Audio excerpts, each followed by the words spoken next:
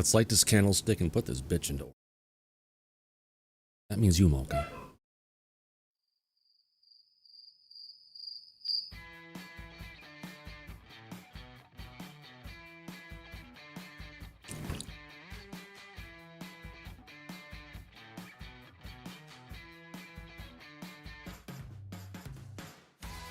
Good morning, good evening, or good afternoon, depending on where and when you're eating your dinner.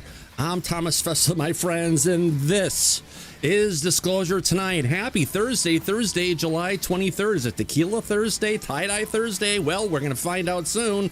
Yes, it's one of those nights we're going to have some fun. Sorry I was late starting. Dinner came really late, and if I have national security without dinner, it's going to be a big mess. You've seen it before, audience. You know what the hell I'm talking about. On that note, let's go ahead and welcome in our good audience and see who the hell is out there in the chat right now. Gotta love our good members of the chat. Yeah. All right. Who's out there? We got Greasy Weasels in the chat along with Anne-Marie. We got A-Phil, April, Banana Booey's out there along with Brains. Craig Smith is in the chat along with Dirty Dancer. Elvis Roten's out there along with Firefly, Geraldine Durazio. Ian Hernandez in the chat along with J Cat Meow, Jesus Freak, 777. Kelly Bro with those piercing blue eyes. Good to see you, Kelly. Such a good little girl. Kiwi DJ's out there along with Lori G. Luciano Santos along with Magnum. Everyone's popping in. Melee Watch, you got Obscured Future, Psychosmatic Insane. We got Sam, Scooby Dooby Gooby, Scott, Singin' X River, Stephen Mateo, Supercharged Jedi, I guess, along with Tech Money. Teresa Loves Our President, Two Heads 666, Wasteland Wanderer, and Wendy Joe. How about that? Yeah, Yellow Tommy Tanker's out there, but he's on vacation from our show Anders work. That's okay, we love him anyway. On that note, let's go ahead and jump into the studio. Where the hell am I? Oh, there I am. Welcome, everybody. Yeah, I've got dinner, and it looks really good. It's some ribeye and potato salad and a good salad, yum stuff, but I'll have to get back to that after when we get one of our first videos we get to watch today. Yeah, I got some videos to watch. That's one of the reasons we're having this show. But no, folks, we got a bunch of stuff to talk about here today. Biggest thing is, what is it? You know, everyone's so excited about the UAP Disclosure Act coming through and how great it is. But how great really is it? What kind of information can I want to get? What are the excuses that they're going to have to go ahead and hold it back? The question is going to be for the audience, well, when we get through this, are we getting more with Trump doing this stuff? Or is it going to go better with this whole Kennedy method to get the information and have everyone go ahead and vote to keep it out? And it's going to be a mess. On that note, let's go ahead and say those three words. Mike, how the hell are you, my friend?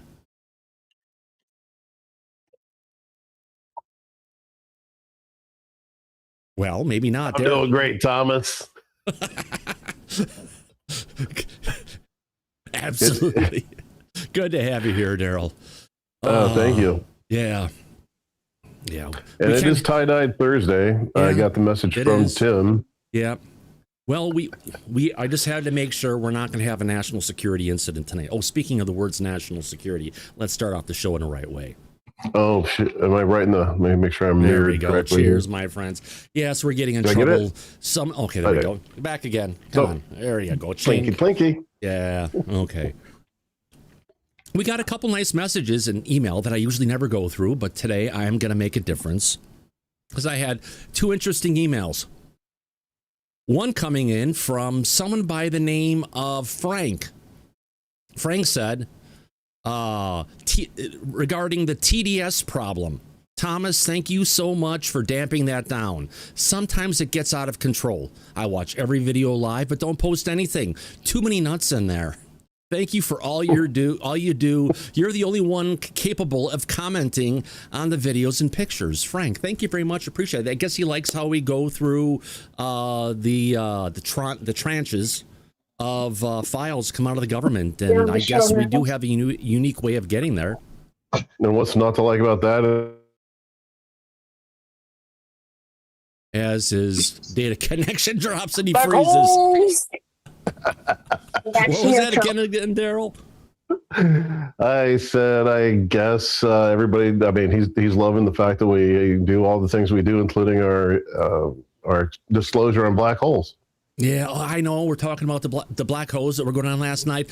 In regards to that, we got another email from Nelson.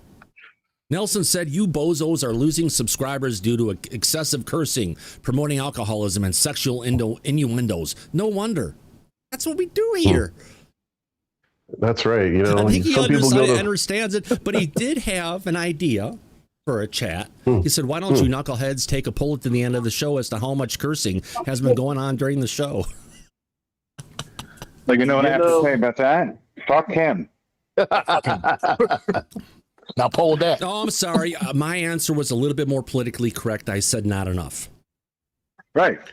Yeah. And fuck him if you can't take a joke.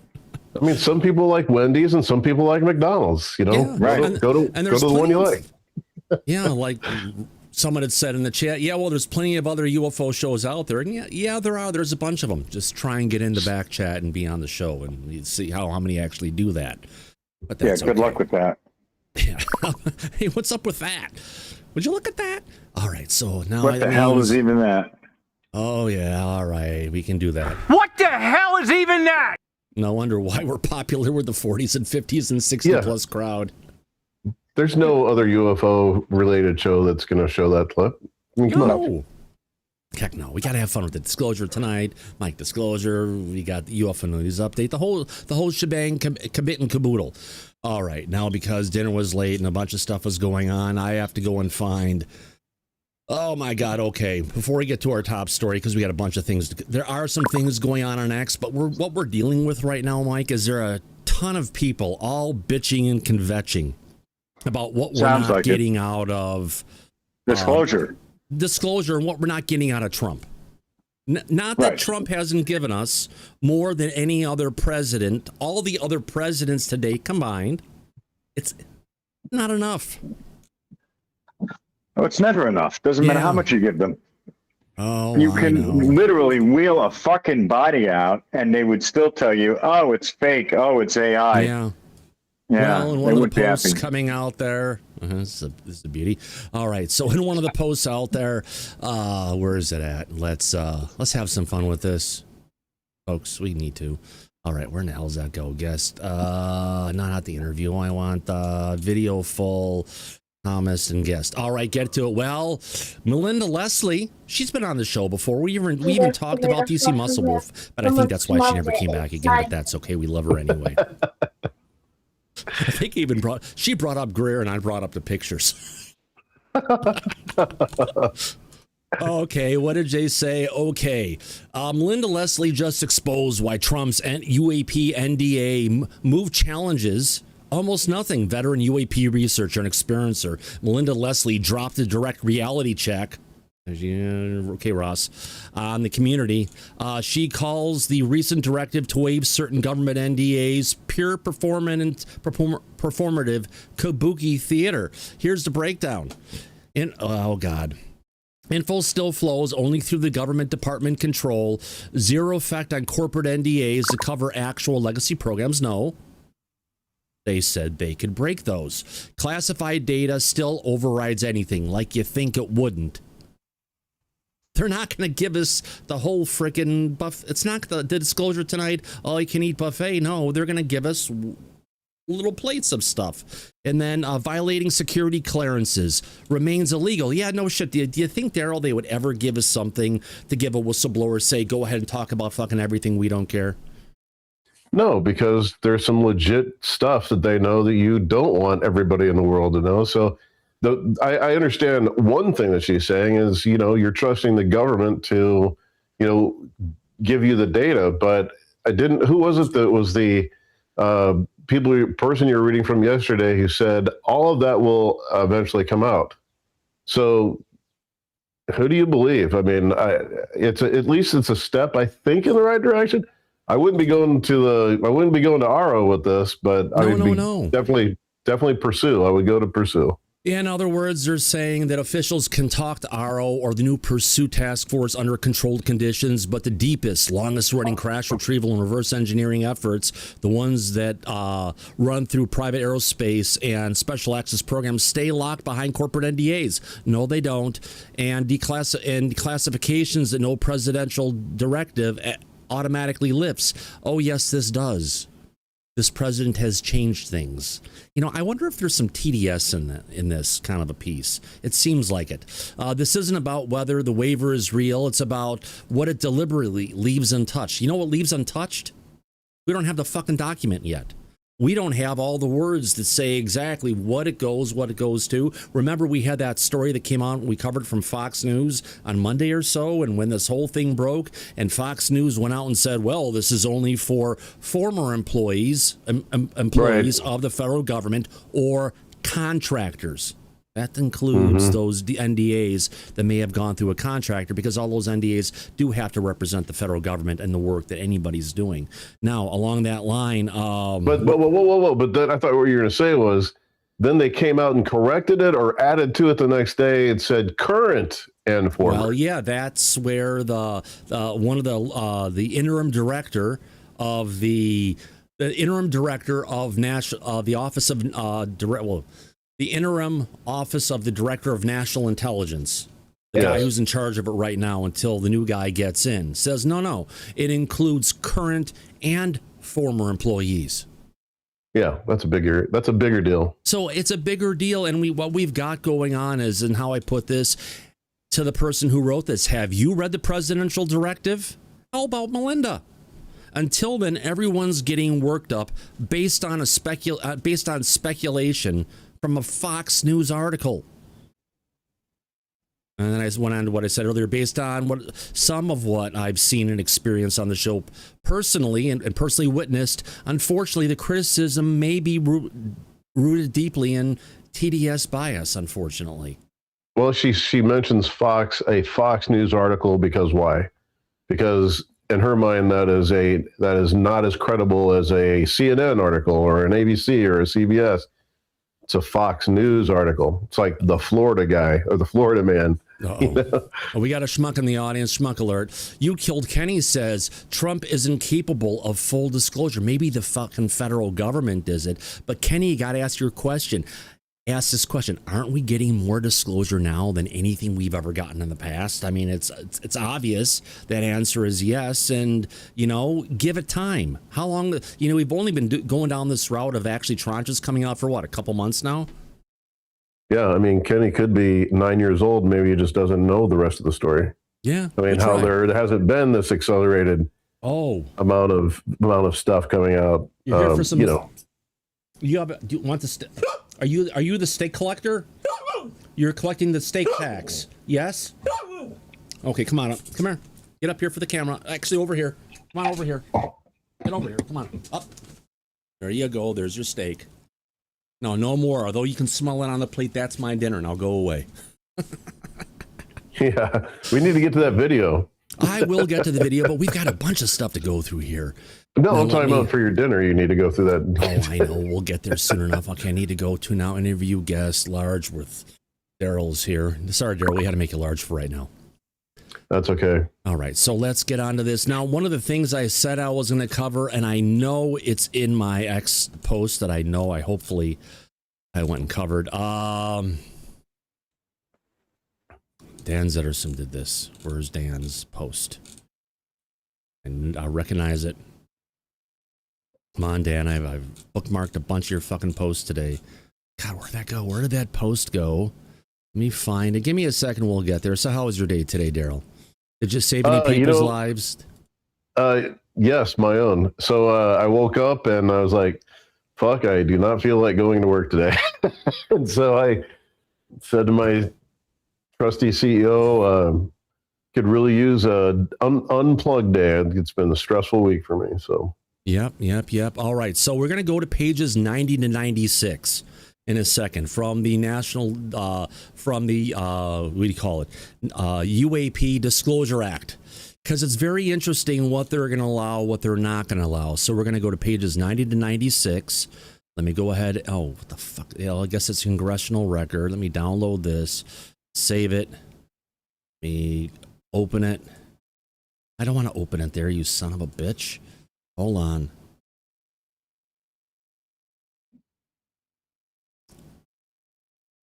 Is it going to be that bad? Oh, it is. Oh, it is. It's view. I need to show. Don't hide the sidebar. I want you to view, show thumbnails. Okay. We got that. Let's bring it up here. Oh, Jesus Christ. This is going to be a pain in the ass. 90 to 96. Hold on.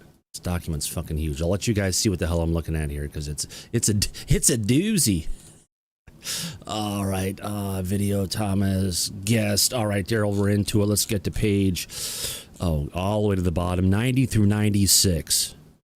107, 91, 90. Oh, fuck that. Let's just go to what he's got clipped. Where the hell did that go? Here we go. So, coming into it. Actually, section 1743, grounds for postponement of public disclosure of unidentified anomalous phenomena. Now, let's see if I open that and I look for those texts and I go to the other document we have here. Okay, I found it. Now I've got the big text. We can go through it. Grounds for the postponement of public disclosure of UAP records. Disclosure of UAP records or particular information in unidentified anomalous phenomena records to the public may be postponed subject to the limitations of this subtitle if there is clear and convincing evidence that. Go on to here. Come on, where's it? Christ, fucking Apple, you suck. Sorry. They've gone and made the user interface so goddamn fucking small and transparent for their fucking liquid glass bullshit shit that's there. That you can't even...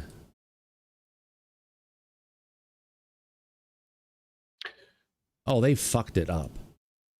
God damn it. Fuck them. Okay, sorry, folks. I wanted to make it a little bit better, but apparently I can't, so let's just go through it. Usually I'll like to go ahead and... Thomas, 1 second. Where is this again? This is the approved language of the National Disclosure Authorization Act. So this was written in recently? Would you know that? Like, if it was... This is in the version that was just approved. Oh, so it's been written in recently? Yes. So what you're reading there is who's making this decision? This is the language that was approved by the House of Representatives. What I'm saying is who's making the decision that it is not, who's limiting the release? The review board and the particular parts of the government. So this is a law that affects the review board? Yes.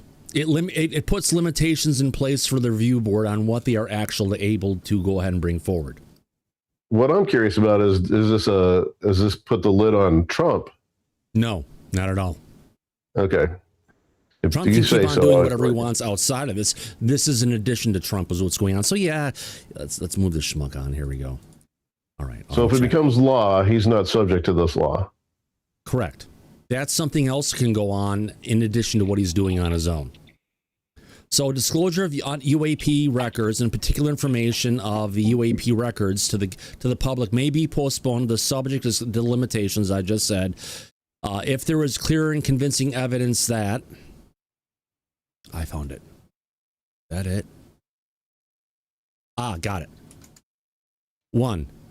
A threat to the military defense, intelligence operations, or conduct of foreign relations of the United States posed by the public disclosure of a UAP anomalous record is of such gravity that it outweighs the public interest in disclosure, and such public disclosure would reveal...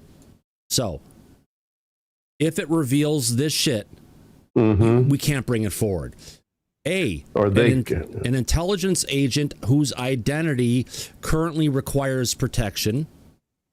B, an intelligence source or method which is currently utilized or reasonably expected to be utilized by the federal government and which has not been officially disclosed. So this is why the reason is they're saying a lot of the videos we can't go ahead and watch. We can't, they're not going to release it for the main reason that,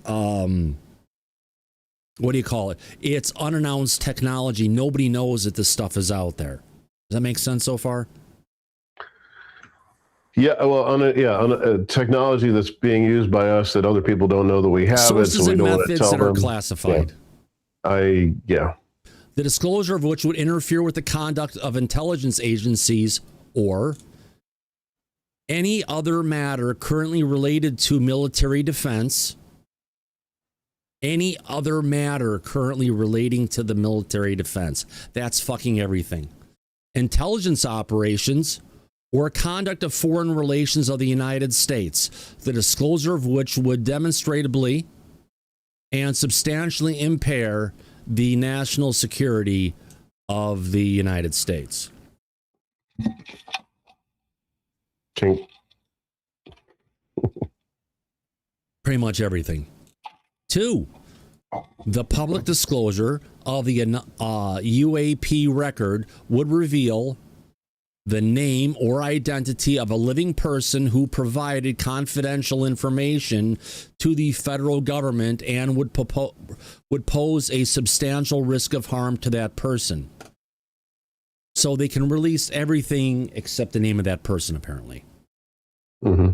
3, the public disclosure of the UAP record could reasonably be expected to constitute an unwarranted invasion of personal privacy. They're not saying personally they're saying personal privacy, not personally identifiable privacy. And when you use just the word personal information, Daryl, that opens it up to fucking everything. You deal with that stuff. You deal with HIPAA and all that crap. You know what I'm talking about. Well, I deal with contracts a lot, and I don't know. This sounds very, very, very, very draconian. Like you're right. This eliminates everything. Invasion of privacy is so substantial that it outweighs the public interest, or again, the public disclosure of the UAP record would compromise the existence of an understanding of confidentiality currently requiring protection between a federal government agent and a cooperating individual or a foreign government.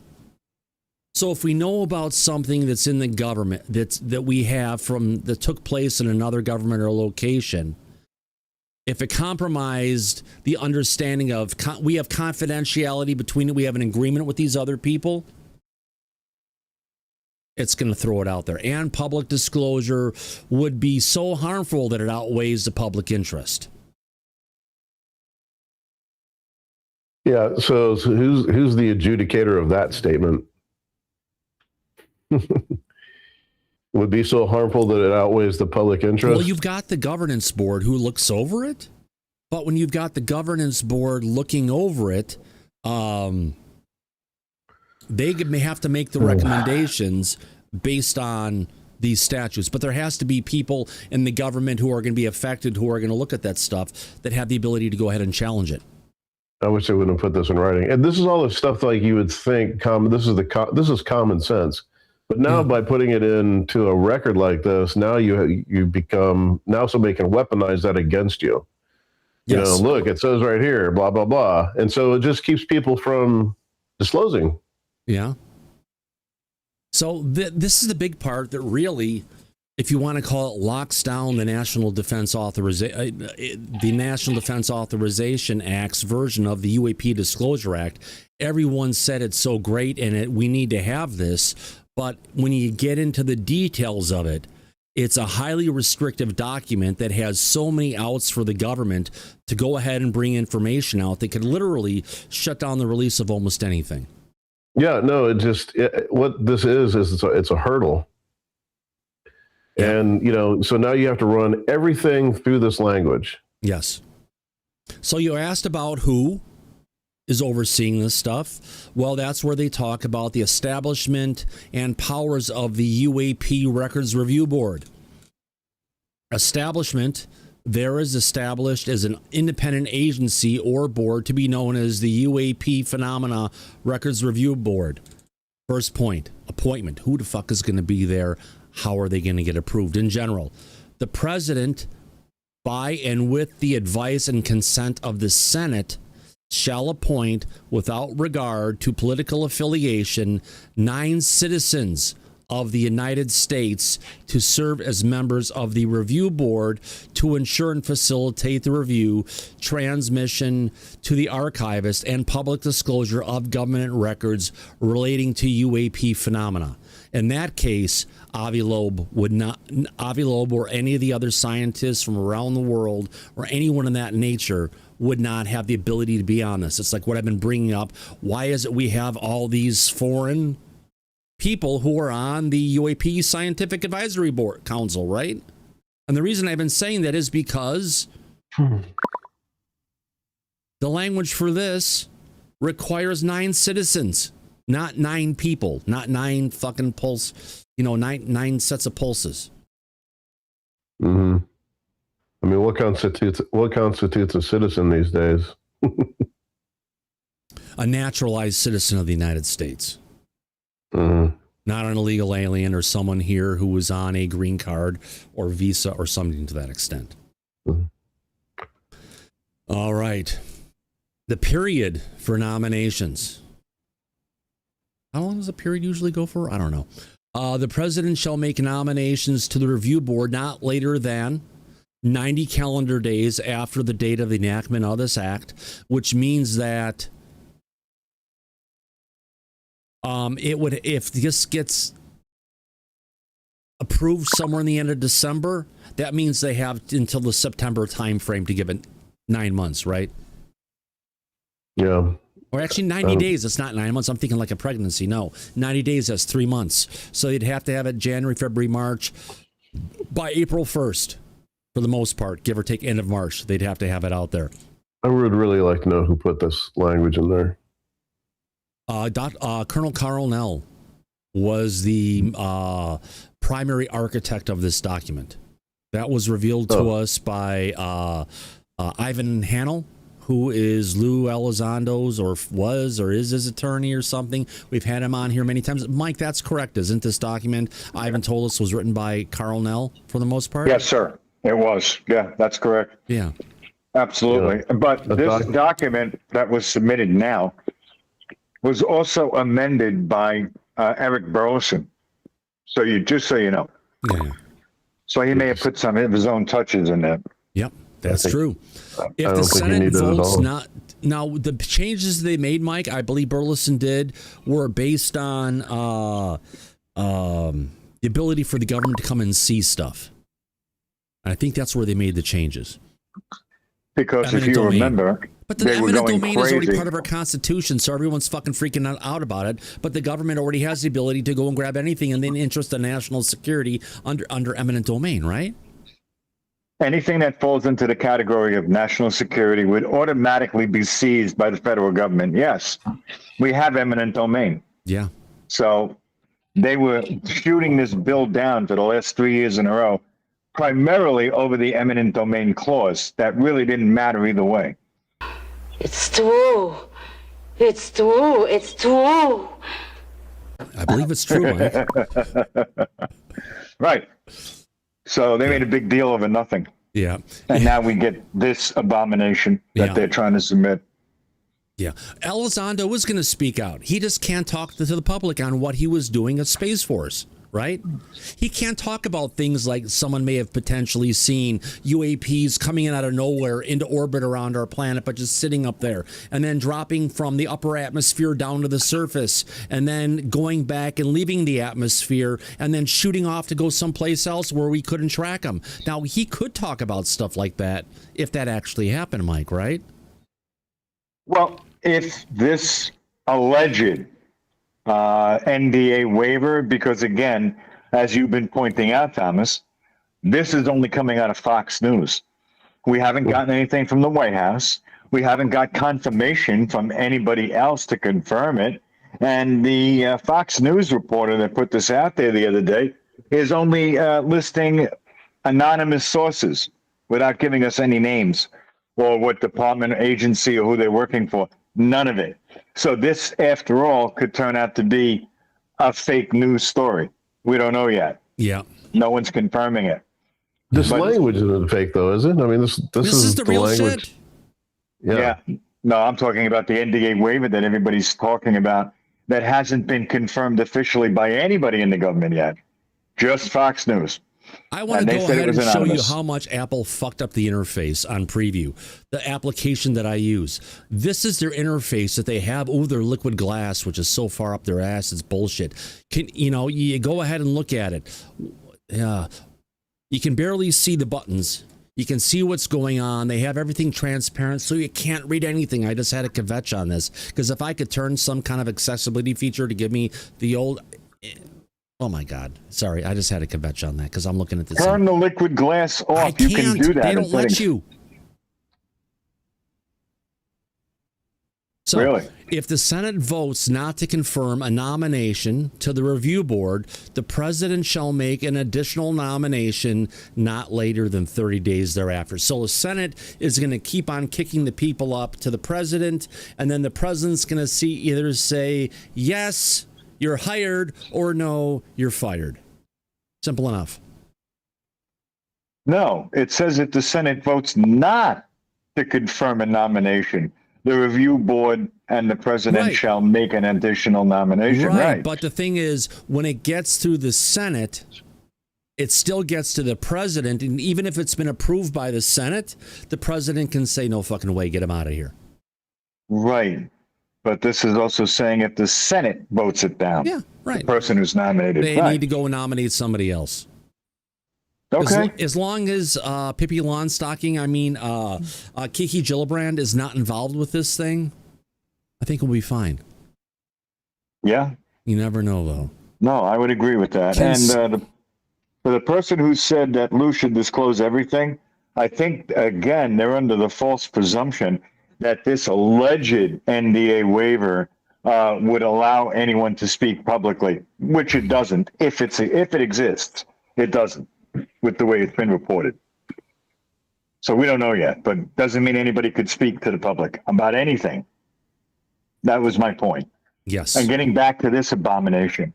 Yes. Yeah, this is convoluted mess, is what it sounds like to me. Yeah.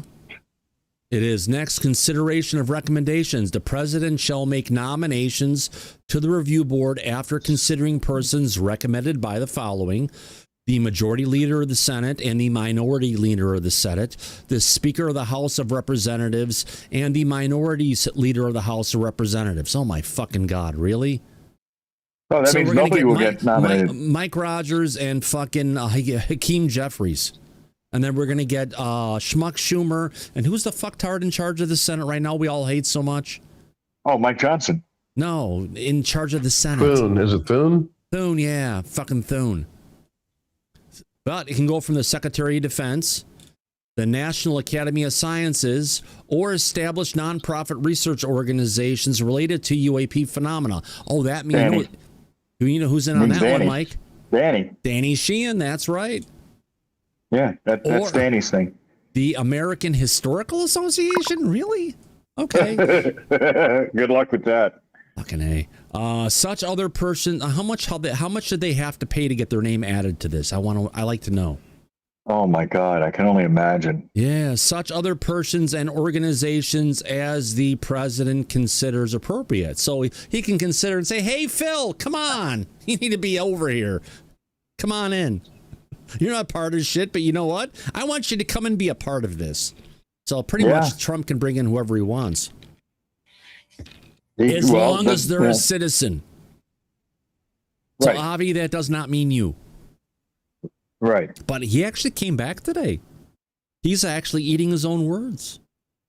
Oh, well, he does that. He walks things back. You haven't seen that before? The whole thing. He's continuing to walk back the whole Tic Tac thing, saying, "Oh yeah, this is how it is, but what we observed and everything, and they couldn't be this." So he was basically saying before it could be a plasmoid that was created by a laser. Oh, get the fuck out of here! Or a Chinese weather balloon. Yeah, but he walked it back. Yeah, well, he's still playing games. As is Schumer, we know that. He won't shut the fuck up either. Now we've got another person coming in for our good viewer chat. Welcome. Yeah. Here we go. If an individual or organization described in subparagraph A does not recommend at least 2 nominees meeting the qualifications stated in paragraph 5 by the date that is 45 days after the date of the enactment of this act, the president shall consider for nominations the persons recommended by the other individuals and other organizations described in such paragraph.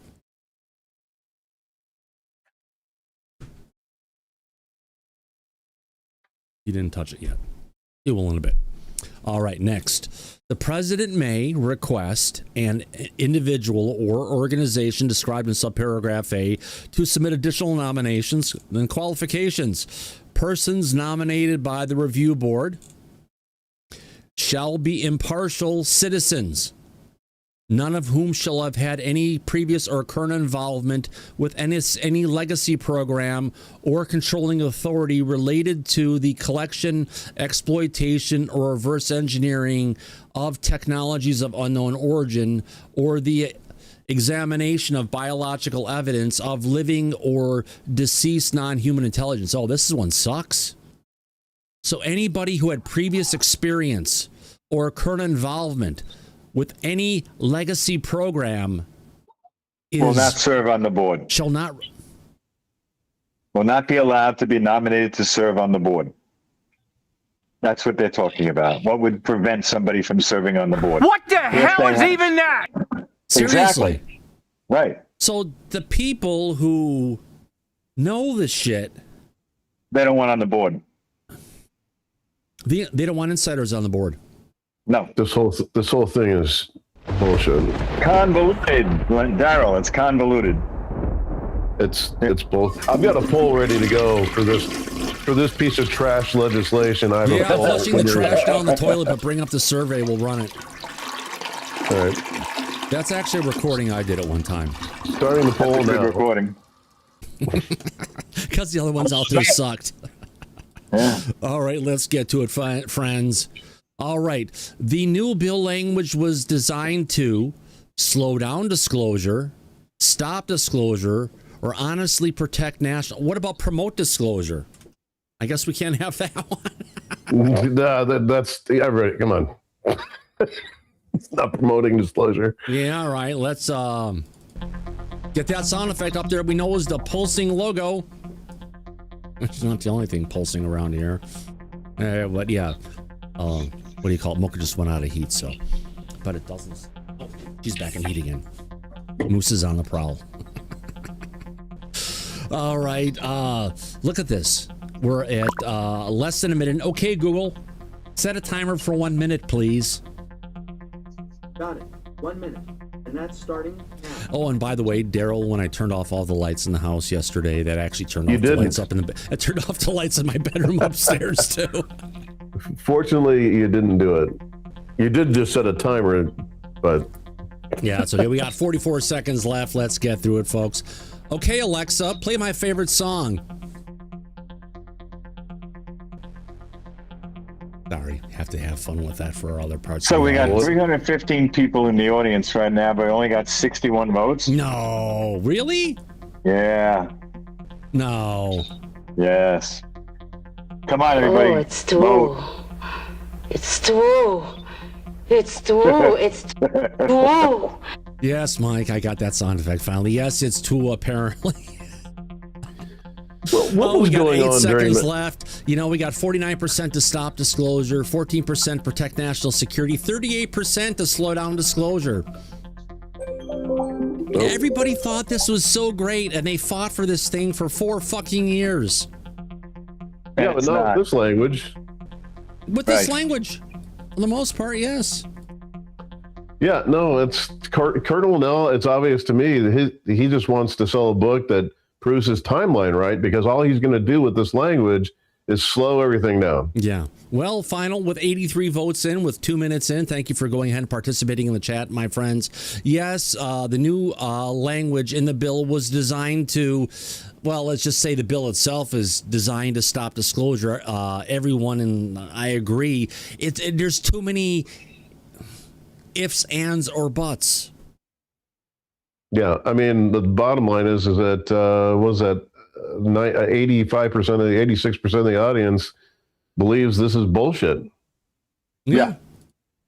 Because it is bullshit. A bullshit artist. Yeah. Oh, yeah.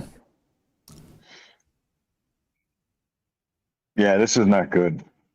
Yeah. Well, look, here's the good news about this. It's still got to go back up to the Senate.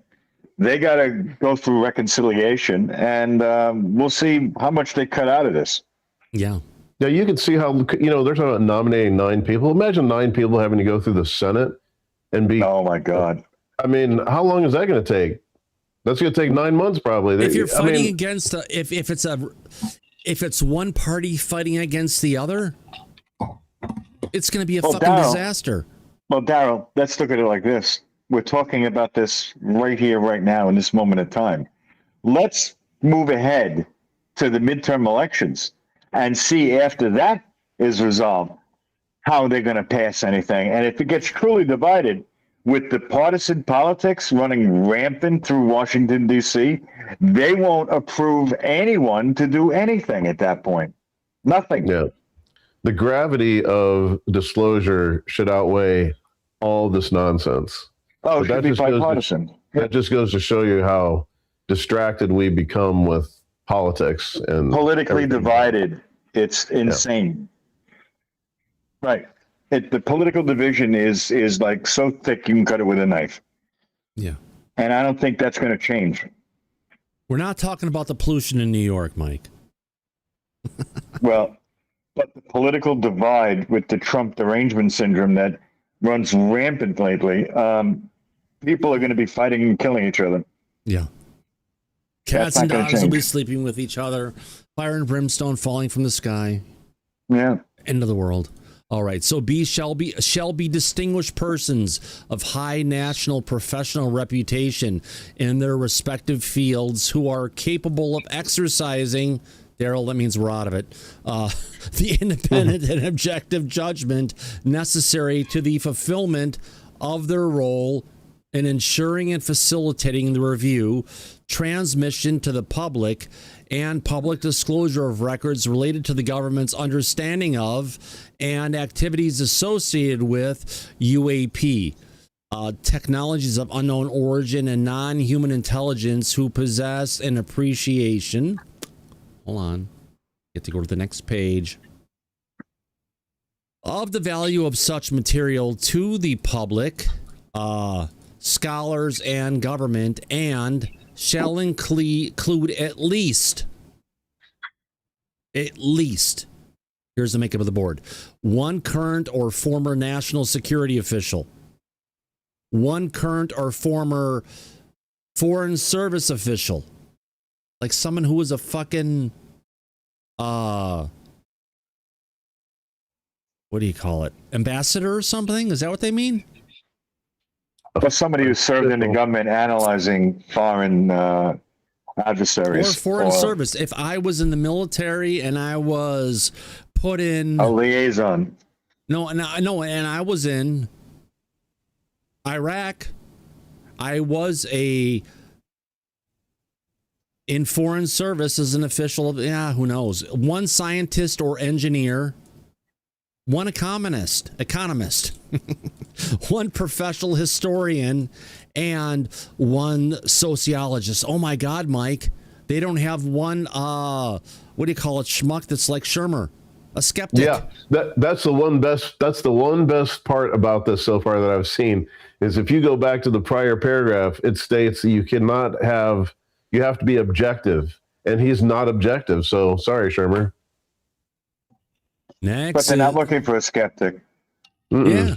Well, they didn't call it. They don't want a skeptic. Mandatory conflicts of interest review.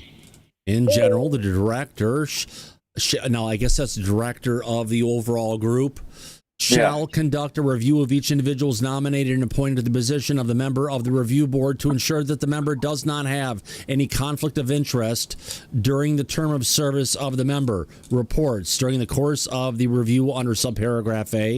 If the director becomes aware of the member being reviewed possesses a conflict of interest to the mission of the review board, the director shall not later than 30 days after the date on which the director became aware of the conflict of interest, submit to the Committee on Homeland Security and Government Official Affairs of the Senate and the Committee on Oversight of the Government Reform of the House of Representatives a report on the conflict of interest, kind of like Michael Shermer being a part of skeptics.org, having a skeptics magazine, and all of his other conflicts of interest that goes along what he's been doing. Yeah, he's cut out of this one. Yeah. Security clearances.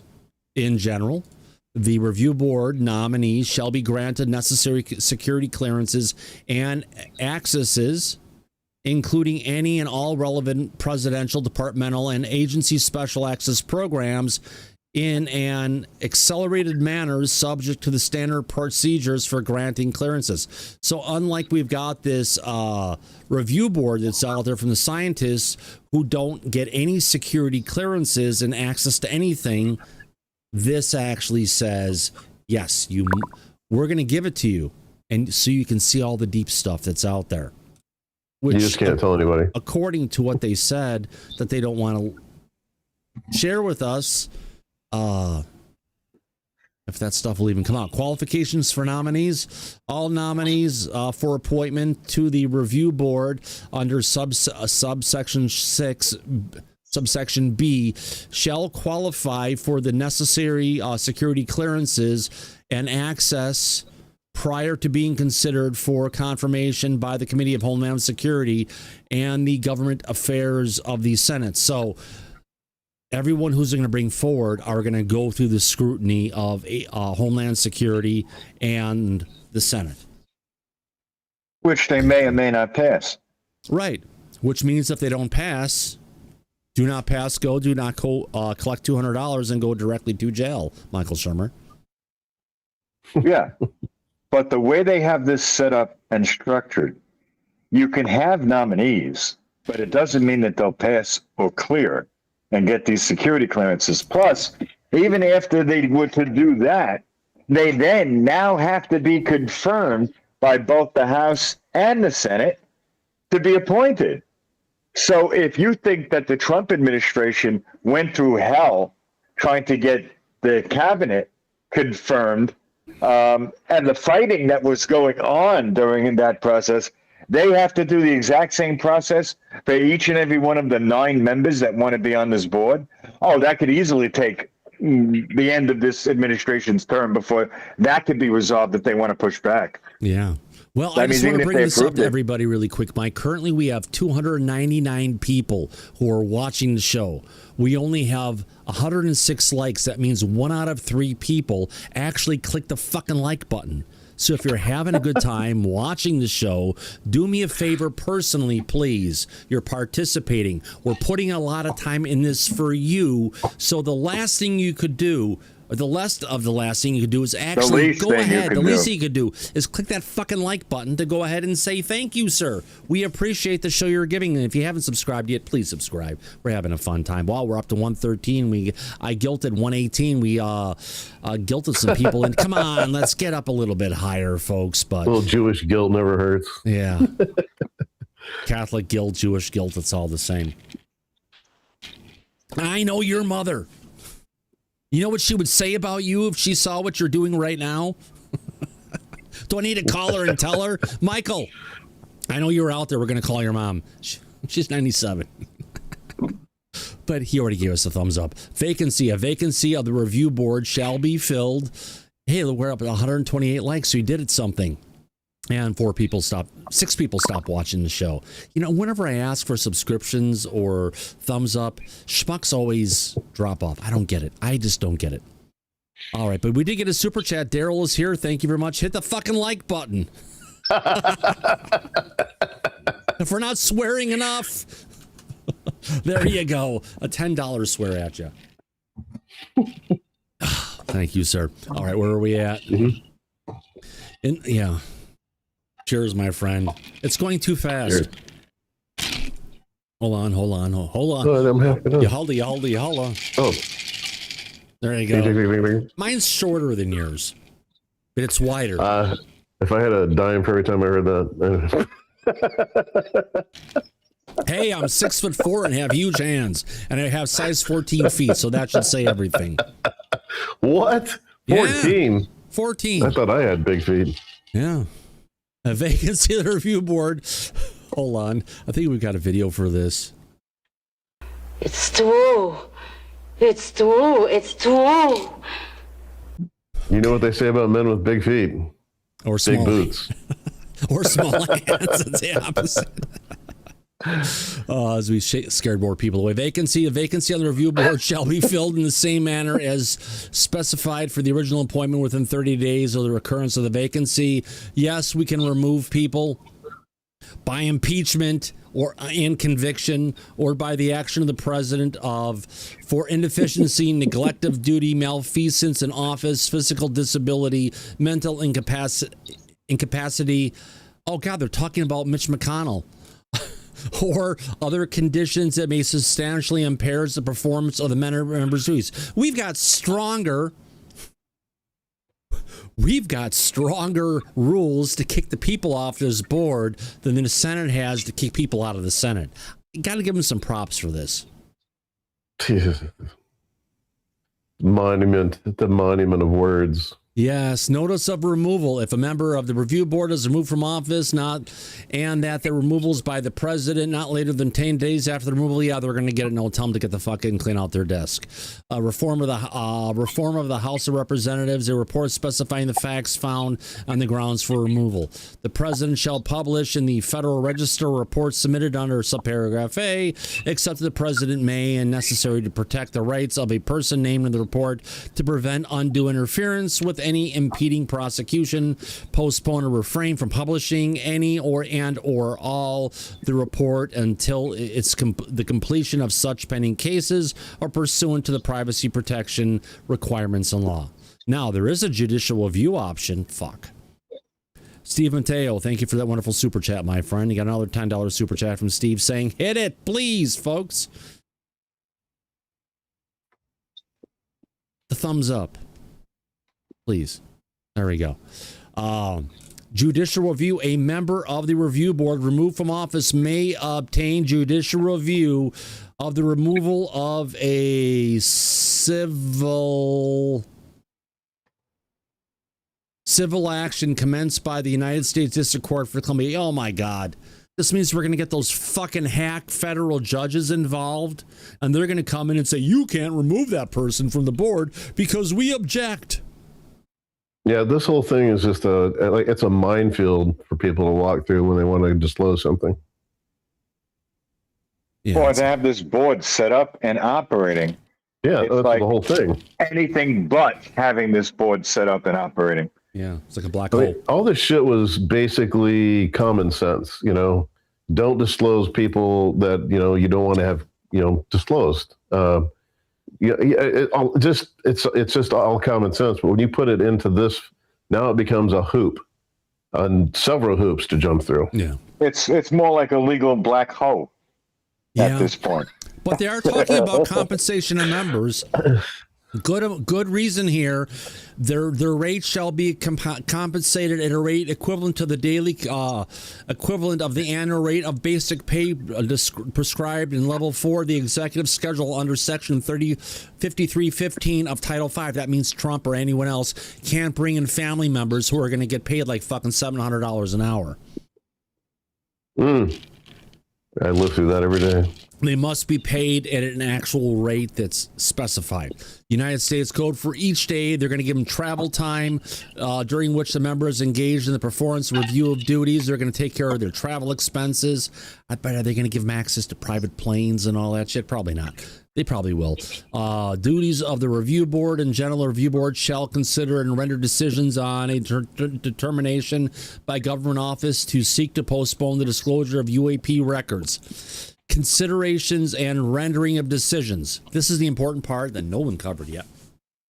In carrying out paragraph 1, the review board shall consider the render's decisions. A, whether the record constitutes an unidentified anomalous phenomena record, and whether an unidentified anomalous phenomena record or particular information is in the record qualifies for postponement under the disclosure under this subtitle. So this is when they can say, no, we're going to push this back for another 20 years.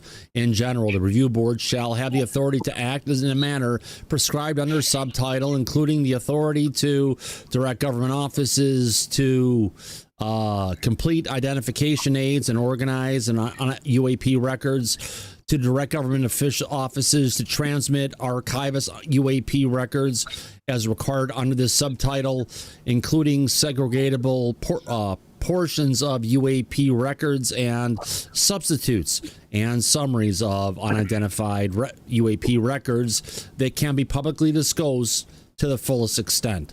C, obtain access to UAP records that have been identified and organized by government office, to direct the government office to make available to the review board, and if necessarily investigate the facts surrounding additional information, records, or testimony from individuals which the review board has reason to believe are required to fulfill its functions and responsibilities under this subtitle. You know what's going to go on? The different departments are going to come back. They're going to fight against it. They're going to say the records aren't there. We're not going to go to it. But there's nothing really in here to mandate these different departments must go ahead and provide these records, Daryl. And if they don't provide the records, there's no penalties for them. So what's in this for the different parts of the government? Force them to comply. To comply. Nothing. Yep. Nothing. No, we need the commander and chief, to just fucking get the alien and put him on the 9 o'clock news or whatever it is. There's so much bullshit along with this. The whole thing from Trump just sounds so much easier. No wonder why he's keeping everything under the fucking table. I mean, he knows what's going on. I mean, I have to believe because he's telling Dr. Phil, you're going to get some way better stuff. So if he understands this way better stuff, he knows that he knows about the stuff. So just tell everybody about the stuff. Yeah, it's a fucking mess, isn't it? Oh yeah. It's in this law, this just creates more of a mess. It creates a legal friggin' mess. Yeah, it does. Yes, it does. Absolutely. Now, where the fuck did that video go? Hold on. Foundation. All right, we've got do we want from description to meeting UAP research and the ethics of contact, or UAP secrecy, disclosure, and political realism? You got to be kidding. Is this a class you're teaching, or? No, it's 2 videos from Soul Foundation we're going to cover tonight. Oh, because I haven't finished my dinner yet. We've got to choose one of these things. Yes. Yes. The longest one, Thomas. Let's go with the longest one, whichever one that is. Okay, we'll go with UAP secrecy, disclosure, and political realism. You got it. Okay, let's do that. Hold on, I need to go ahead and I'll update this while the show's running. All right, so let's get to this. This is a video from the Soul Conference that from last year that was just released by the Soul Foundation the last couple days. Let's jump into this. It should be a good one. Everything coming from Gary Nolan is fucking top-notch, Mike. Oh, it is. And this will be a good video for the audience to listen to. Oh, God, yeah. So, and we'll stop and talk about it and the whole thing, but let's get into this. Have some fun. We haven't had a video to watch in a while because there's not a lot of news going on, but you know what? There's always a Soul Foundation to come and deliver for us. So on that this is always a good time to hit the like button, too. Because, Yeah. Hit it. That's right. Turn on the chat. Here we go. Actually, I need to get rid of the text where it says News Nation because they're not there. Let's get to it.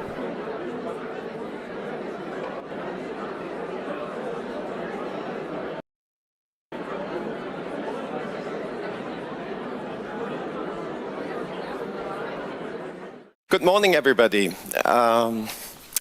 Thank you for sharing your morning attention with me. I'm going to talk today about UAP secrecy and disclosure. As Peter has introduced, I'm a political scientist. I'm a political theorist, so you're going to hear something that might at first seem a little bit more dry than the wonderful stuff you've heard yesterday. I cannot come up with case studies because I'm working conceptually. What you're going to hear today is based on 2 book chapters that I've been working on I would say in the last half a year. They are in the review process at the moment. I think that they're going to appear in 2026. And should you be interested in this or any other literature, just come to me after the talk, right, and I'm happy to forward you a little. So before I start today, I'd like to talk a little bit about, we did that yesterday, Peter talked about that already, how we should probably consider a recalibration of the scientific environment when it comes to the UAP discussion.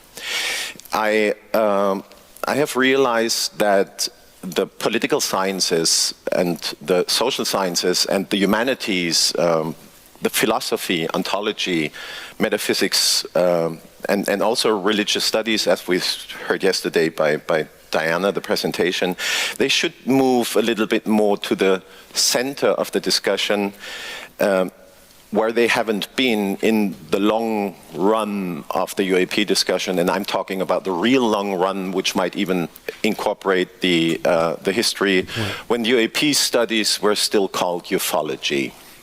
Some of you might remember that. There seems to be some sort of a restarting process that comes with a rebranding. Okay, someone said 1.5x, I'll give you 1.25x, which helps with a little bit of someone who's from Europe going ahead and speaking English. So this should get to a normal canter. Do you need to do the fair use thing or not? No, we've got an agreement with the Soul Foundation. That's why we don't show the Disclosure Tonight logo. Their logo is up there, and we're all fine. But thanks for reminding me. Somebody agrees with us. Yeah. We've heard about that when UFOs were adequately termed UAP. I think UAP is a better term because it's more inclusive. It's not only to the flying. No. The term UFO, everyone fucking knows it. The science people, Daryl, love UAP. And the technical people love UAP because it's more defining and refining of what it is. But if you want to talk about it, has President Trump talked about releasing the UAP files, Daryl? No. It's the fucking UFO files.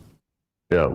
That's why about 4 years ago, after, using the word UAP for a while, I fucking dropped it from our vocabulary here for the main reason that everybody knows what a fucking UFO is. Not everybody knows what the UAP is. Yeah. We also have USOs and things that are hovering stationary and they're not flying. So UAP is a good term. But let me say something about why I think that the social sciences should play a better role and a different role. And that has to do with that I see that much of the UAP discourse has treated the UAP topic as a fact of natural history. In a sense that it's something that can be resolved through better sensors, better images, more precise measurements, and don't get me wrong, these are important questions, and I think they're really fundamentally important to create a platform of legitimacy, because this is what science really does when it's done properly. It creates some sort of a capital, we call that capital in political science, that other people then can work with. And as a matter of fact, the political system very often needs that sort of capital to forward a political project. And I think we've seen this idea malfunctioning to some degree during the pandemic that has started to create, unfortunately, a lot of distrust in scientific institutions. But it's an interplay. Of course, because they fucking lied to us, Daryl. They covered up the scientists and the things that they were doing. They blamed it on nature when it was their own doing. They forced vaccines down into everybody's fucking veins who would go ahead and be a schmuck enough to take it. So yeah, there's a lot of mistrust in government, especially when it comes down to scientific stuff, because there's a cover-up involved so many times. Mm-hmm. Just like with UFOs. Made so many billionaires. Oh yeah, Fauci for his patents. Well, I don't know about him being a billion. Oh, is he a billionaire because of his patents? Oh yeah, did not know. That happens very often, and I think the UAP discourse absolutely needs that. And an event like today with an institution like the Seoul Foundation that is at the intersection of those different fields, politics, science, education, is very important. But if you're only following the idea of the natural history approach to UAP, which is very dominant in the discussion, you might fall into a trap. I would call that a philosophical trap that is built around the binary. And we've heard about that binary yesterday. The typical binary in the UAP discussion is the nuts and bolts versus the consciousness. And something that irritates me, because it's a question each and everybody of you will probably have heard on this symposium, which camp are you in? And, the camp question,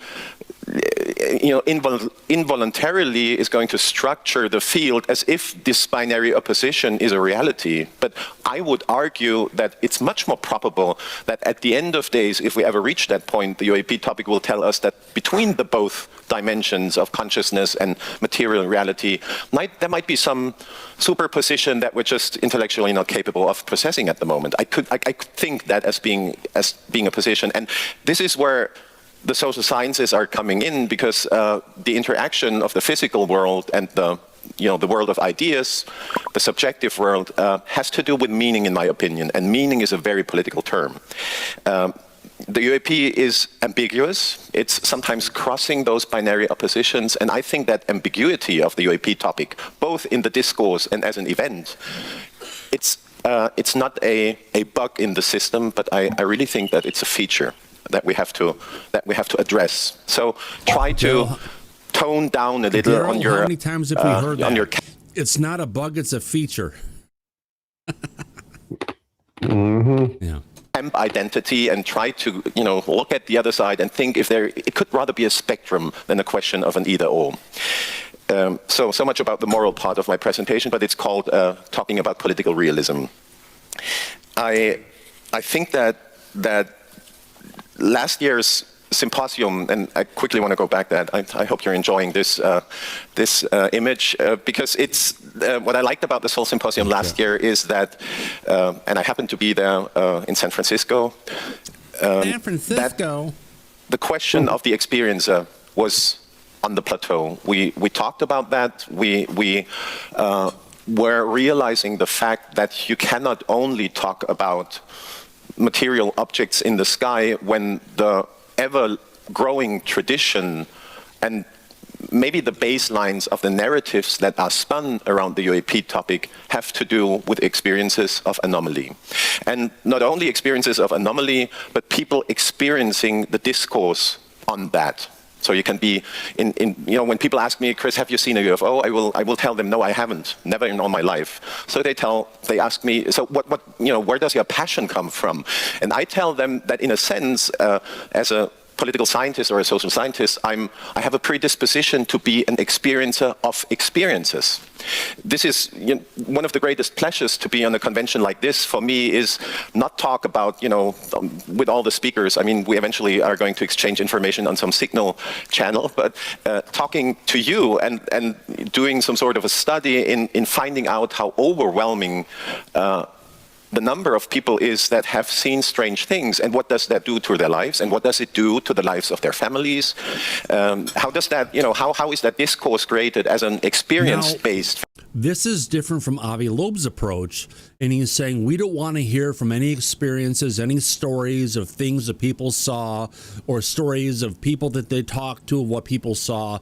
He's actually taking that and elevating that up where Avi Loeb is kind of like, pushing it down.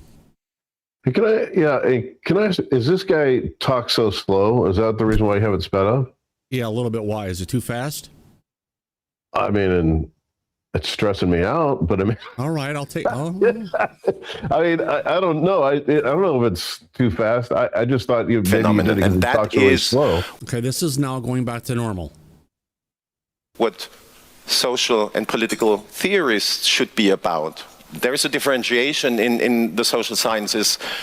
We do have camps. There is one camp which is called the quantitative social science camp. These are the guys that are doing the surveys, the numbers, the calculations, where they usually are very wrong about the prognosing the next elections. That's what we're famous for. And there is the other camp. You call them the qualitative social scientists, and they are dealing with you could say that it's experiences. They're dealing with life courses, with meaning, with sense making in social processes, with alienation. But they're coming from a much more denser description, and that's where ethnology and the cultural studies are placed very often. So I really think that we have here something that plays a role, and if that gets a little bit more political, I would say that political theory understands something crucial, and that's that subjective experience generates meaning, and meaning generates politics. So when some people have experiences that others don't, experiences, Remember, folks who are coming and watching, there's not a lot of stuff going on, but we're giving a community a place to come in and hang out together and watch this kind of stuff. People are asking what I'm eating. I'm finishing off. I had some ribeye steak. Actually, I think it was New York because it was too tough to be ribeye. A salad and some potato salad went kind of along with it. And this is like something that's why that we started the show kind of late tonight, because dinner was there. And if I'm going to be involved with national security, I have to have some food first. You know how that goes, Daryl. Oh, yeah. Well, institutions tend to dismiss because they literally cannot verify them. This creates political questions. Who gets to define actually what is real? Whose knowledge counts? How do we govern when citizens' experience reality contradicts official narratives? But what are the official narratives from the church, from the government? This shit doesn't exist. Ignore everything you're seeing. But that's kind of what the whole part that we're dealing with disclosure that's going on, is there's so much information that goes beyond the traditional narrative that, we have to open our minds to what we're actually experiencing, Daryl. Indeed. I was just curious. You've seen TED Talks before, and some TED Talks are pretty amazing. Sometimes I'm just amazed at how somebody can just have a presentation flow so quick, so easily. And they wear these boom mics, right, that go around their ears. And my thought was, I thought that they had they're actually controlling their speech, like they can hear it in their ear because they're able to so eloquently give it. But I just looked this up because I was just curious if this guy was maybe doing the same thing. But in TED Talks, you're not allowed to even take notes with you to do your TED Talk. So I thought that was interesting. Very interesting, to say the least. Continue on. I need a t-shirt that says that. Yeah. More national security, yes. So one of the most important concepts in political science, those of you who might studied it for a semester will remember that's power. So, this... And you don't have to drink alcohol, folks. You can have iced tea. You can have anything. You can join in with us. But if you like your booze, go ahead and join in. But just drink responsibly. Yeah. Drink excessively. I mean, what Thomas said. Yes, exactly. As I stammer through the buttons to click. Here we go. Question about who governs discourses and what is considered, normal versus anomalous, if you want. That is about power, about interpretive power. And so in that sense, I think that UAPs are dealing with power in two ways. As I just said, they're... Oh my God, Dirty Dancer says, I need crack after this. Yeah. No, you don't. You don't want those numbers. Trust me. We know what the numbers mean. You don't want those. They're challenging not our physics only, but our politics as well. They're forcing questions on authority, on legitimacy and identity. But second, and here I really want to follow up on the positions that we've heard on the last Seoul Symposium by Alexander Wendt. They're talking, you know, the power struggle talks about something that, for a lack of a better word, I would call a sovereignty crisis. The UAP is, in more than one dimension, the image and, you know, the condensation point of a sovereignty crisis, both on the level of, you know, how true sovereignty is defined, you know, the capacity of the state to be in charge of resources, technology, and that, of course, plays an enormous role if you think about the United States as one of the focal points of the UAP topic, because it's a world power. You know, if you're a smaller Central European state, you can lean back, and, you know, when you come to the end of your sovereignty, you always know there is the United States, who eventually, or at least historically, is going to take care of things, but not in the case when you're the USA yourself. So it's really a very, very troubling issue when there is something entering your national airspace, and you have no control, and you cannot give a good explanation about what actually happens. This is what Alex Wendt, in his, you know, seminal 2008 article on sovereignty and the UFO, and those of you who haven't read that, I really urge you to look it up. It's a little bit, you know, there's some jargon in it.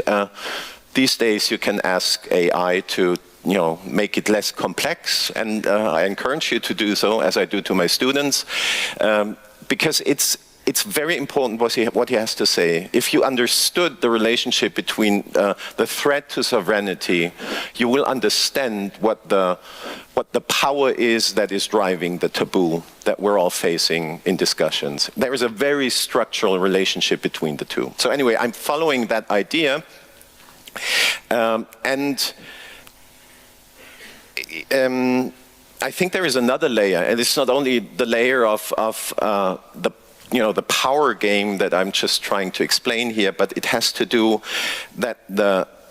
with the experiencer, because there is also an urge of sovereignty on the level of knowledge. You know, we have guiding institutions, science, journals, science-y media, and that are structured as a system. I'm a political theorist and a political epistemologist, so I'm looking at the way how knowledge is created in a social process.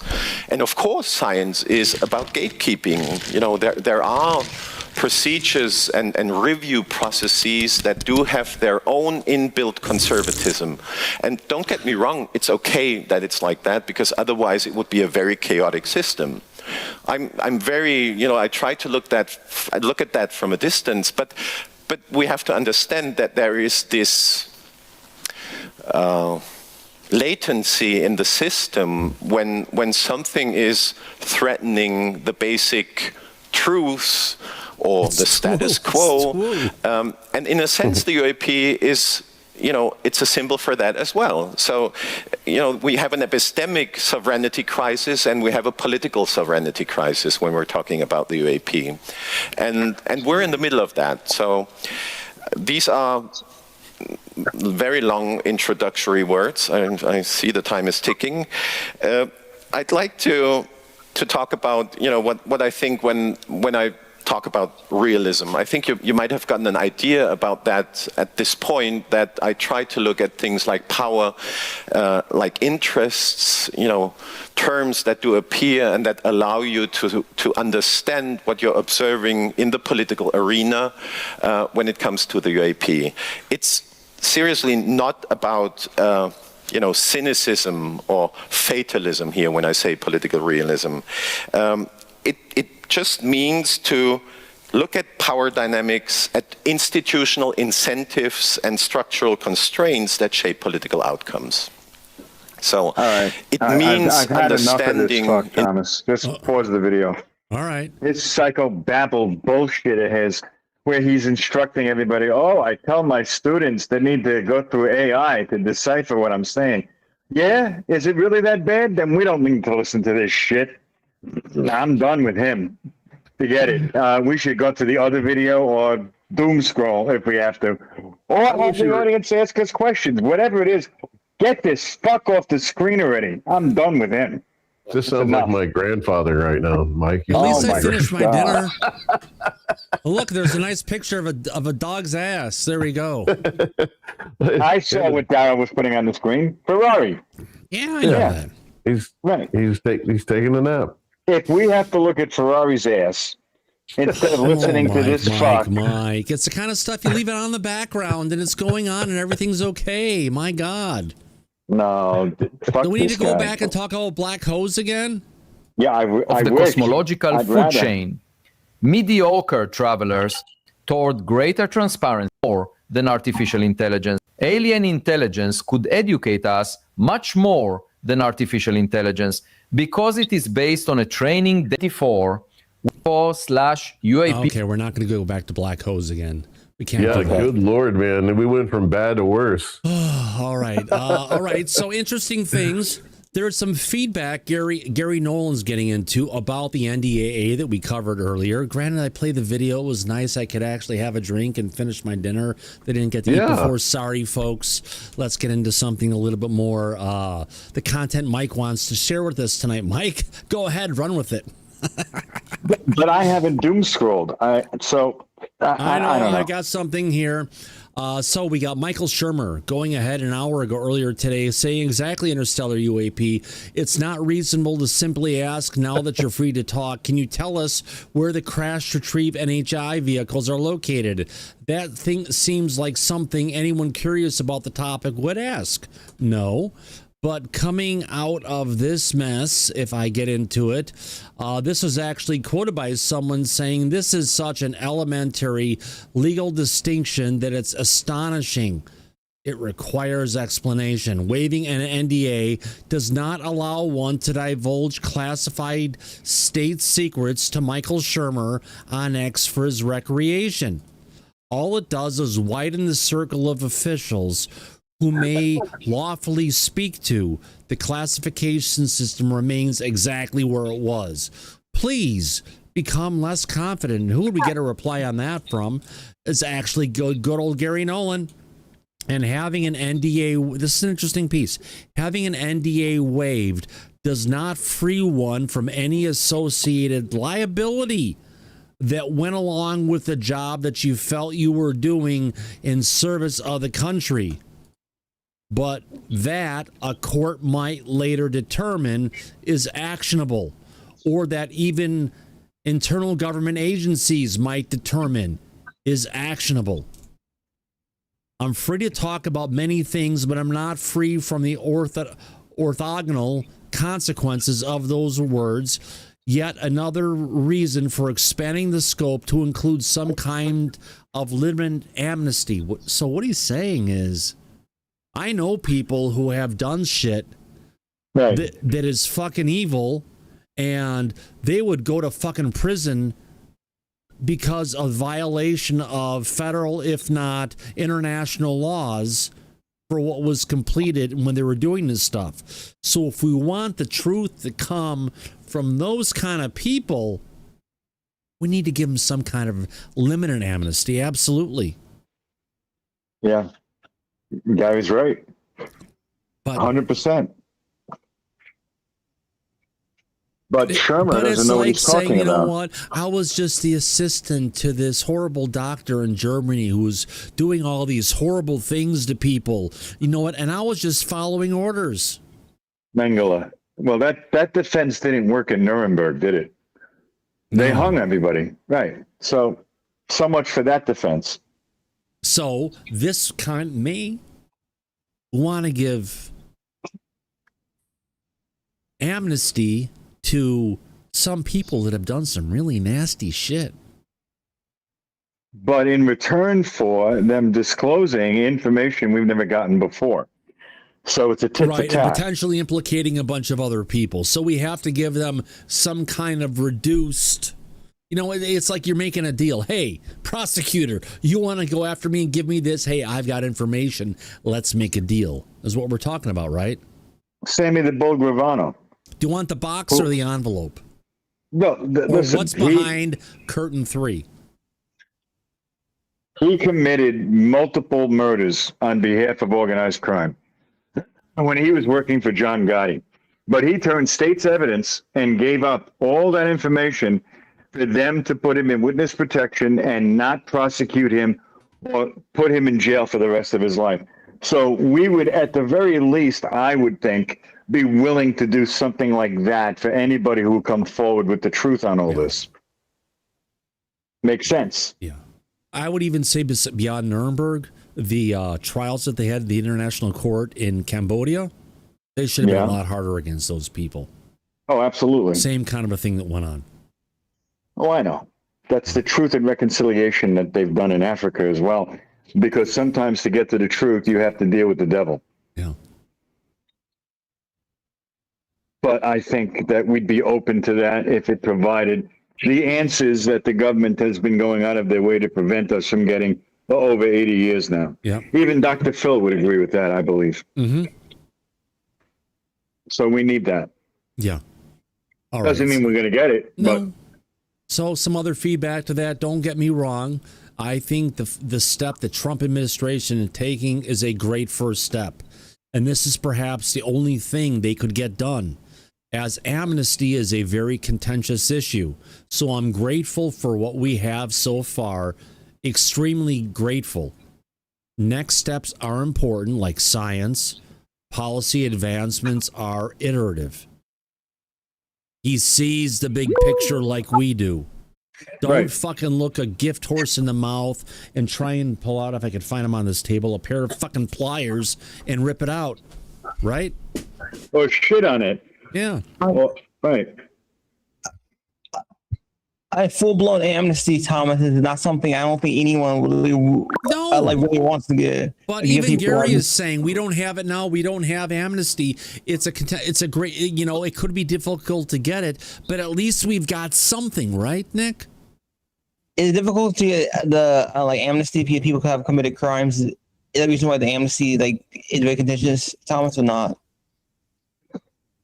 You know what? We'll get there one way or the other, Nick. Whether we get amnesty or not. But the thing is, the disclosure we have today is so much better under the disclosure we had under Barack Obama or prior President Trump or Biden or Reagan or fucking Clinton or anybody there and in between. Or any of the Bushes. Oh, God. Yeah, we've got something better now, so we're getting something, but everyone is getting so fucking picky and fucking strung up on it and say, how dare you not give us all this stuff? That's horrible for these particular small percentage of people. Do you think that the criminal prosecution eventually has to happen, Thomas, for agency? I think criminal prosecution. Criminal prosecution? Daryl, that sounds like a survey. Have to happen for everything to be good. Like criminal prosecutions have to happen. Okay, Daryl, are you there? We got a question. Yeah. Should criminal prosecution be a part of disclosure? Yes or no?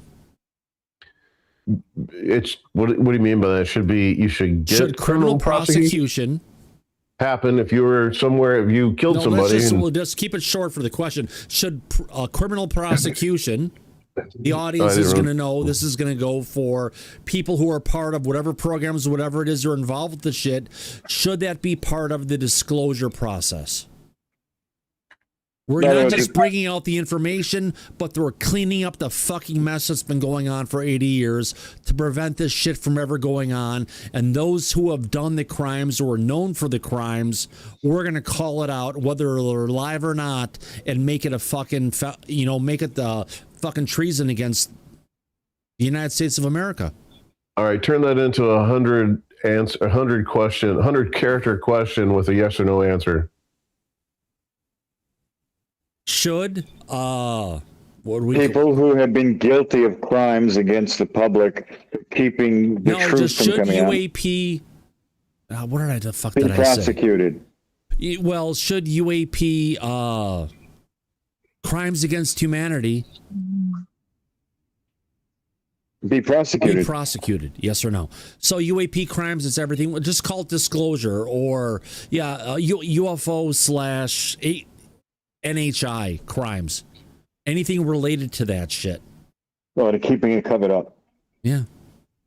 No, should it be, if we find horrible Mengele kind of stuff where they were purposely going ahead and bringing down craft, getting the fucking inhabitants of the craft, capturing them and doing fucking horrible experiments and shit to them, that's an international crime.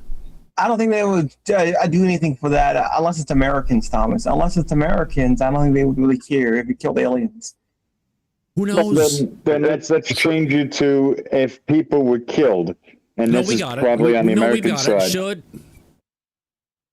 Should they be prosecuted? Should UFO / NHI related crimes be prosecuted under disclosure? But is that against? Is it under disclosure?